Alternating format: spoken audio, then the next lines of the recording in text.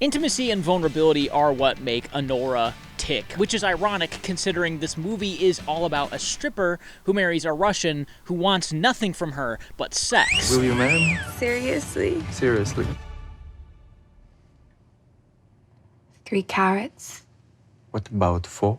It's a movie that is very interesting because it's in very distinct chunks. Of course, you have Act 1, Act 2, Act 3 of a movie, and that is the setup, the build-up, and the payoff.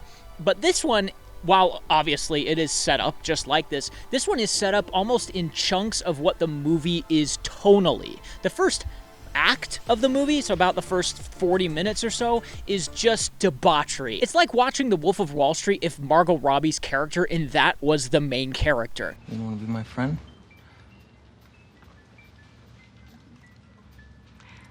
We're not gonna be friends. Anora is just living this lifestyle with this Russian dude who wants to bring her around because he loves her, or it seems like he loves her. She's beautiful, she's willing to do anything he wants, and he has the money to pay for it. But they're living these crazy lifestyle, and naturally when he's like, hey, Anora, will you marry me? She's like, hell yeah, of course I will. I'm gonna have this great lifestyle now. And then the second act is reality setting in. Very, very slowly at first, but it reality checks her, Anora, and the audience quickly. Because Ivan's living a fairy tale. He's this 21-year-old kid who has no responsibilities, has tons of money, and feels like he can do whatever he wants. So it kind of trickles into Anora's head as well. She's like, I can do whatever. Like, look at this mansion that he has. Look at all this stuff that he has. And now I have it because I'm his wife. This is great. And then reality comes in when these 3 dudes, 3 Russian guys who get sent by Ivan's parents show up and very calmly try to explain to her that nothing is real, that all of this needs to stop and that their marriage needs to be annulled. And it gets incredibly funny. The first act is like, wow, this is a wild drama. It's like The Wolf of Wall Street all over again. I don't know really how to feel. And then the second act is hilarious because it's like, hey, that was crazy, and now you're acting crazy, and we're just trying to be normal here. Like, yeah, we look like 3 big Russian dudes, and in the audience's mind, and I'm sure in Anora's mind, you think, oh man, they're gonna rough people up. They're here to do the bidding of the Russian mob. They're gonna go crazy. They're gonna kill people, and they're just like very calmly saying, we just have to figure this out. They're just trying to figure things out. They're not there to rough her up. They're not there to grab her or do anything. They just want to talk it out, and she's freaking out, and Ivan runs away, and it gets crazy, and they're just trying to find this kid, and it's miserable, and they're out in the cold, and this guy gets his head kicked in by Anora, so he has a concussion, and he's trying not to like pass out, and throws up all over himself. It's crazy, but it's very real, which I very much enjoyed, that harsh tone pull of,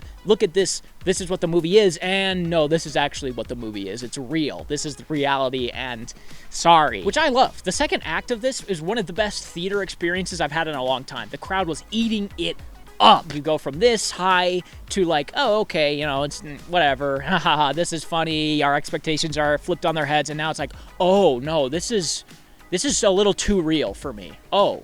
And then the movie ends and it leaves you with this deep pit in your stomach because suddenly the entire thing is recontextualized by one scene at the end between one of the Russian guys and Anora, this guy named Igor, who the whole movie is just trying to be a nice dude. He doesn't want to grab her, but she's freaking out, so he grabs her, and then she's like biting him, so he's like, I gotta tie her up or she's gonna bite me or she's gonna smack me in the face. I've got all these injuries from her. What do I do?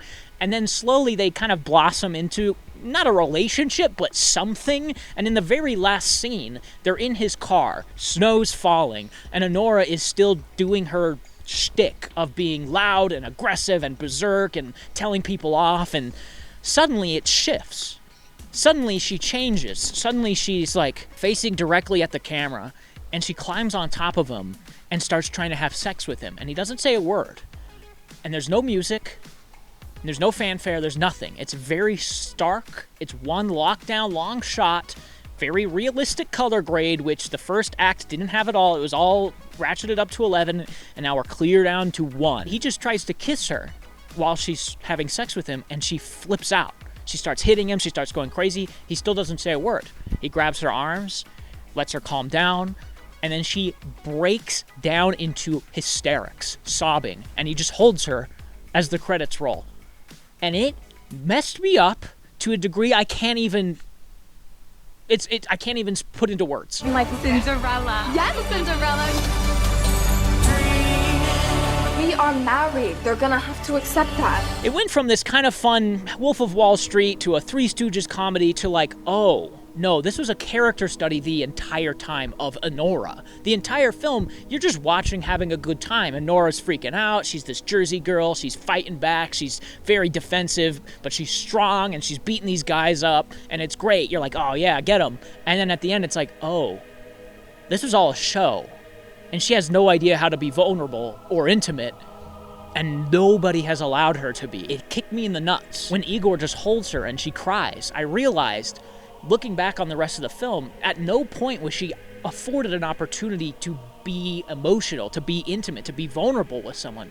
And that's the ironic part of it, is that she's a stripper. I mean, personally, the most vulnerable I could feel is completely naked. And yet, she does it on a daily, nightly, weekly, hourly basis. She's getting paid to be vulnerable, essentially. She's being paid to be naked in front of these people, these strangers she doesn't know. And at a certain point, that has completely calloused over her body to the point where she doesn't even know how to be vulnerable. Which recontextualizes every single scene. When Ivan proposes to her, it's like the one moment where he's almost real, when he's almost vulnerable with her, and she almost doesn't know how to take it. She's like, wait, are you being serious? She asked him like 4 times, because she legitimately doesn't know how to handle it, and he doesn't seem to know either.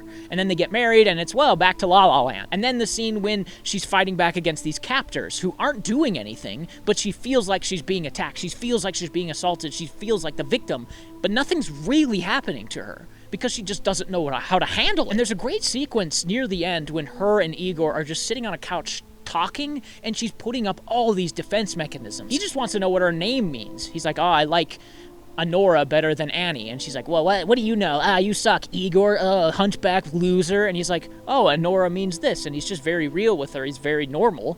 And she doesn't know how to handle it, so she just leaves the room.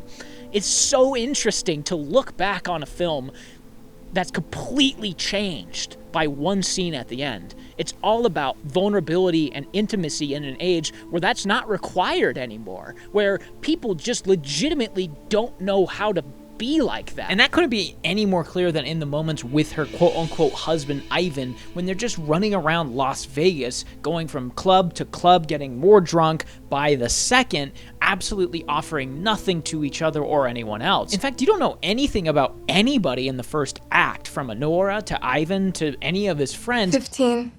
Cash up front. Deal.